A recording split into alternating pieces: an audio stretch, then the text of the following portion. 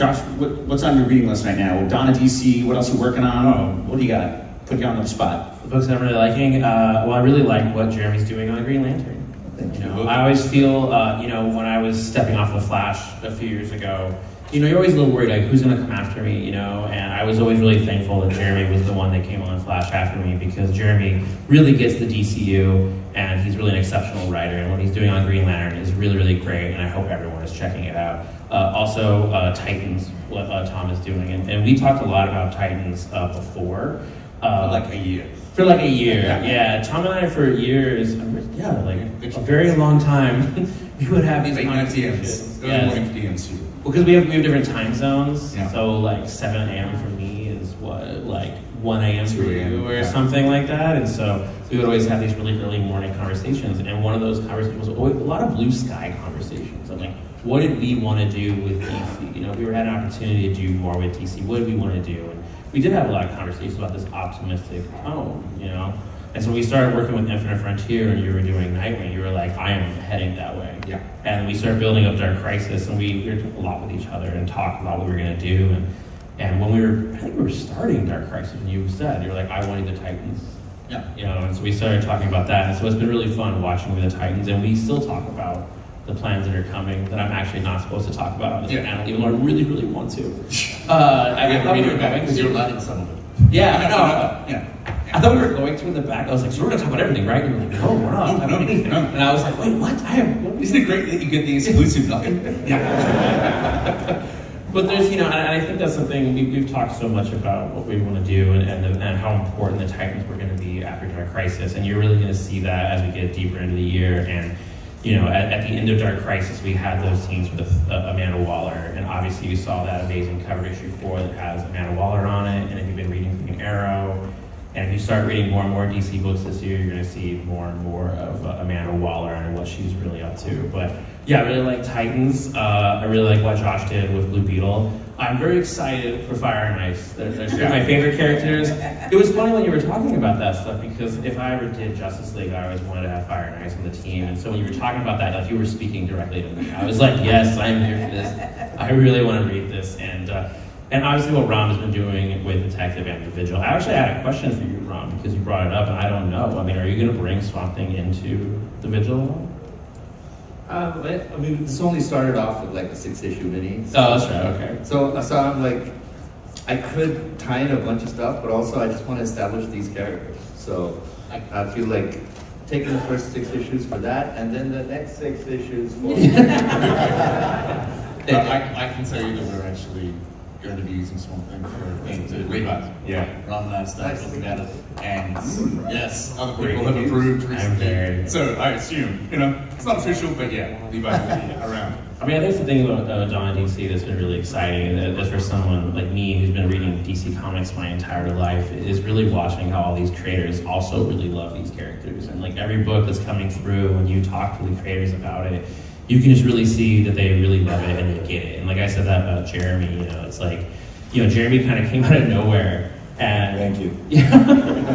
But when I started talking to him, it was like, oh, this dude totally gets it. This is going to be awesome. So that's what Donna DC has been really great, is you can really see what everyone is doing, and you can really tell everyone gets what we're doing, and they really love those characters. Including Tom. Not this Tom, the other Tom. Yeah. And don't worry, Tom's Wonder Woman is definitely super amazing. It's not going to be depressing at all. Yeah. Right? You read it? Yeah. It's good. Really good It's book. great. It's a very, very good book. I think that's one of my, my favorite number ones that Tom has ever done is Wonder Woman number 1. Yeah. It's because you haven't read The Penguin #1. Tom's other Donna DC title is actually drops in August, so we'll have to definitely check that one out. Nick, are you anything? What are you reading? I'm sure you're reading Nightwing, I imagine. Well, yeah, absolutely. As an artist, I don't have a lot of headspace to sort of fall down other narratives, so I sort of pick my moments to sort of catch up on things. But I've been staying up to date with Nightwing, staying up to date with the John Kent series that Tom is writing, just because, I love that kid. And really looking forward to Fire and Ice and Wonder Woman. Can't wait. And Joanne, what are you reading right now? What would you recommend? All right. He's waiting until I talk in.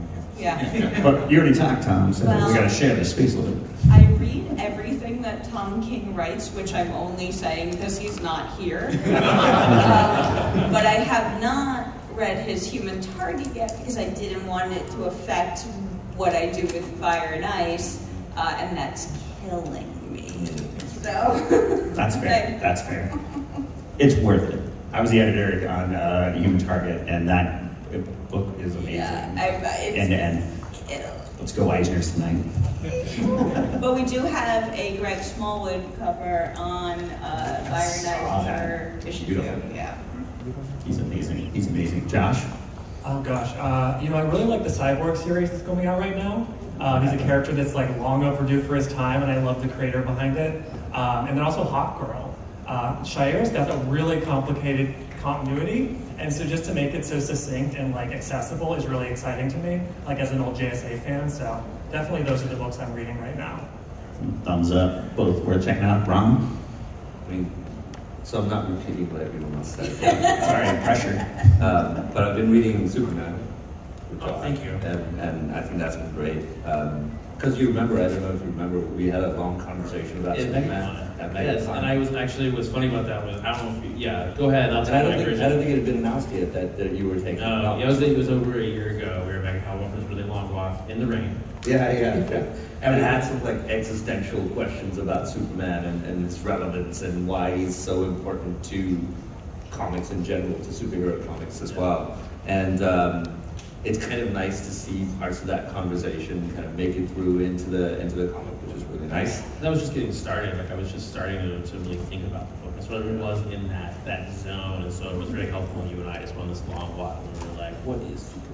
Like Yeah, exactly. It's a What are very like those? deep Long walks in the rain. Yeah, long late night conversations and yeah, like, and you know, you and I argued a little bit during it, but Yeah, it's yeah. not very like healthy arguing about it, but it ended up being extremely helpful with me on the book, yeah. Yeah. And then Tom's Brave and Bold had kind of been mentioned. I think that's fantastic as well. So I've been catching up on that. And I read everything Jeremy's been doing. I mean, I'm still catching up with the Flash stuff, so I haven't started on Green Lantern yet, but I will. Yeah. Awesome. Jeremy? Yeah, I'm What do we got? reading everything because I'm that guy. And I love the chemistry between Dan Mora and Mark Waid on everything they're doing is pretty remarkable, but everybody here is incredible. So I'm very, very pumped. Well, I did plug a Tom King book, so I'll plug a Tom Taylor book. It's not down at DC, but we have our 12th and final issue, Dark Knights of Steel, which is our sort of high fantasy It's drawn, lettered. It's going to printer shortly. So it's been a journey, and it's been an amazing round. Yeah, I love that book, and Ben and I obviously we've been, we're working on that at the same time. It's like we started Deceased and that almost at the same time, Yeah. and finally issue 12. Finally here. The final twists and turns of that saga, and we should do more. Yeah, we should probably do more. But you like this panel right here is writing like almost the entire line of DC books right now. So where would you find the time to do it? Yeah. I'll try. I'll do it. It's I'll do okay. it. If you keep flying him out from Australia, I think you can generate cool time in between. That's true. That's how I got his lettering notes on Dark Knights of Steel 12. I was like, I know you're on the plane right now, so you should read it. And I paid for messaging so I could get it. All right. Yeah. Oh, I did. thank you. I loaded it on the plane. Yeah, it was great. Yasmin is amazing. Yasmin Futuri, so good. Yeah, I think she's gonna take a 6-month nap after finishing this. Yeah, she's a workhorse for sure. Yeah. So all right. I think ladies and gentlemen, I think that's the conclusion of our Dawn of DC panel. Can we get a round of applause?